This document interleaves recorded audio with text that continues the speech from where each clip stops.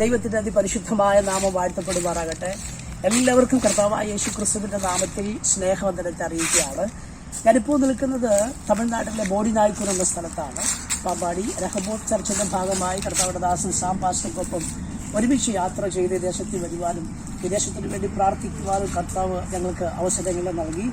ഇതൊരു ഉണർവിന്റെ സമയമാണ്. പ്രിയപ്പെട്ടവരെ, ദൈവം നമ്മെ ഒരു ഉണർവിന് വേണ്ടി ഉപയോഗിക്കുമെന്ന് എത്ര പേർക്ക് ഉറപ്പുണ്ട്, എത്ര പേർക്ക് വിശ്വാസമുണ്ട്? ഈ അന്ത്യ കാലഘട്ടങ്ങളിൽ ദൈവം ചിലരെ അപ്പോസ്തലന്മാരായും പ്രവാചകന്മാരായും ദൈവം എഴുന്നേൽപ്പിക്കുമെന്ന് എത്ര പേർ വിശ്വസിക്കുന്നുണ്ട്. മേശമേ ശുശ്രൂഷിക്കാൻ വേണ്ടി വിളിക്കപ്പെട്ട ഫിലിപ്പോസ് അതിൻ്റെ അതിർവരമ്പുകളെ ഭേദിച്ച് ശമരിയിലേക്ക് പോവുകയും ശമരിയിൽ ഒരു വലിയ ഉണർവുണ്ടാകുകയും ചെയ്തത് നമുക്ക് വേദപുസ്തകത്തിനകത്ത് കാണാൻ കഴിയും. ശമരിയെ അസാധാരണമായ നിലയിൽ സുവിശേഷ ഘോഷണം ചെയ്യുവാൻ ഫിലിപ്പോസിനെ ഉപയോഗിക്കുകയും വലിയ വീരപ്രവർത്തികളാക്കി തന്റെ മിനിസ്ട്രിയെ മാറ്റുവാനും പരിശുദ്ധാത്മാവ് ഫിലിപ്പോസിനെ സഹായിച്ചു.